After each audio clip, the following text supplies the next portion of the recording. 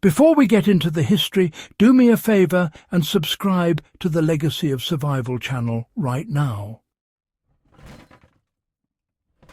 If you care about the overlooked lessons of the past and how they still protect people today, this channel is built for you. What you're about to hear isn't folklore or Hollywood fantasy. It's a documented, wartime-proven home defense method developed under real pressure by civilians who knew invasion, blackout conditions, and scarcity were not abstract ideas, but daily reality. Why ordinary families in World War II had to think like defenders, not victims.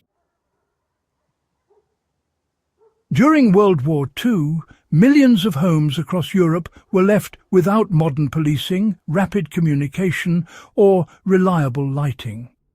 In Britain especially, families expected the possibility of sabotage, looting during air raids, or enemy paratroopers moving through civilian areas. The answer wasn't weapons in every hand. It was awareness, early warning, and terrain control inside the home itself. Civil defense manuals issued to the Home Guard stressed one principle again and again. If you know someone is there before they reach you, you've already won half the fight.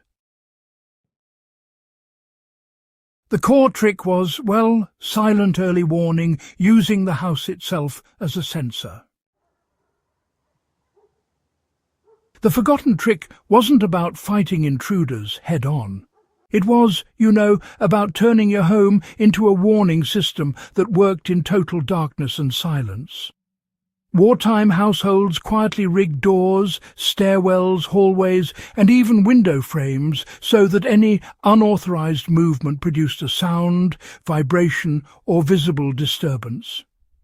This could be as simple as carefully placed loose objects that shifted under unfamiliar weight, or suspended items that reacted instantly when a boundary was crossed. The goal was not to scare, but to notify the occupants seconds or minutes before direct contact. How blackout conditions forced smarter, not louder, defences.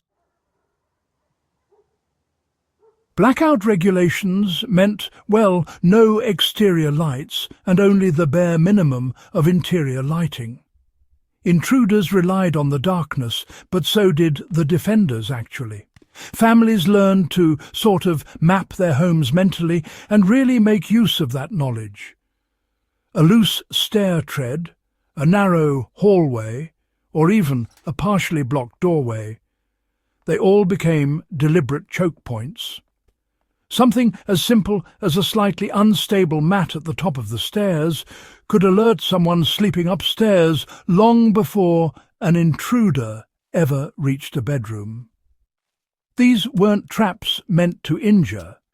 They were alerts, designed to wake, warn, and, buy time. This method, in fact, stopped intruders without any direct confrontation. What made this approach truly effective was, psychological pressure. Intruders usually expected darkness and silence, but when a home responded with some unexpected noise or movement, the advantage flipped in an instant. Many wartime reports actually describe intruders retreating straight away once they realized the house wasn't passive. Even a subtle sound from the wrong place suggested that the occupants were awake and alert. That uncertainty was, more often than not, enough. Defense didn't mean overpowering someone. It meant making entry feel risky and unpredictable. Now, you might be wondering just how this World War II method applies cleanly and legally today. Well, let's take a closer look. These days, modern homes are filled with alarms and cameras, but honestly, the same principle still works as a backup. And in some cases, it can even be a better primary layer. Today, this all translates into passive, non-harmful early warning measures.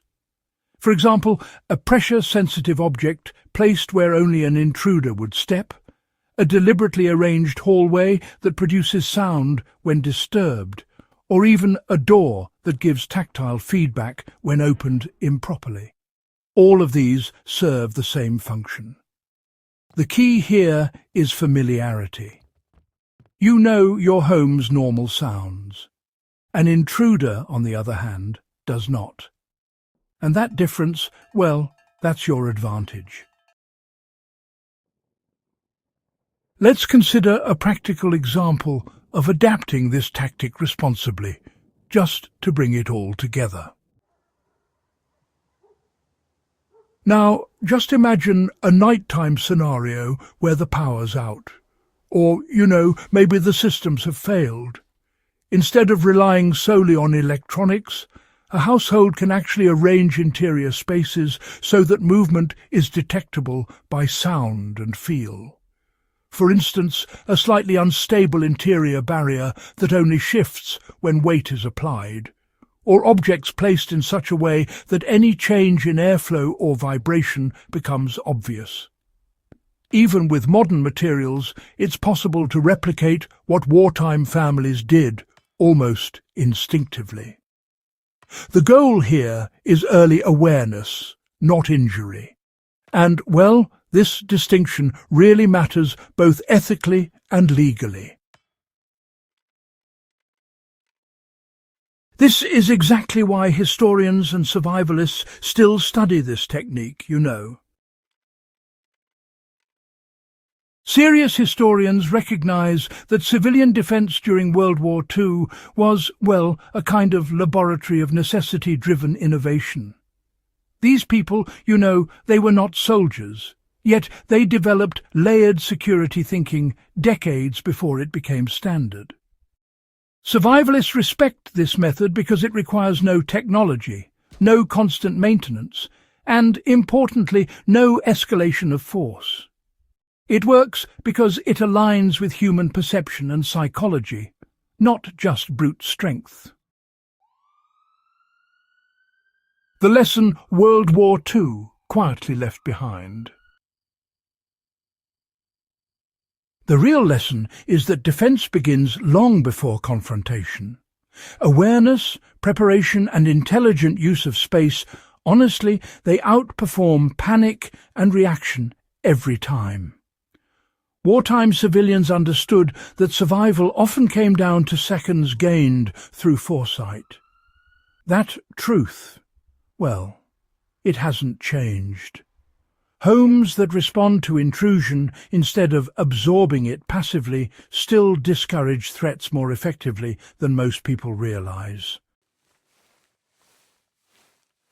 If this kind of overlooked, historically grounded survival knowledge matters to you, subscribe to Legacy of Survival and share this video with someone who values real lessons from the past. These are not gimmicks.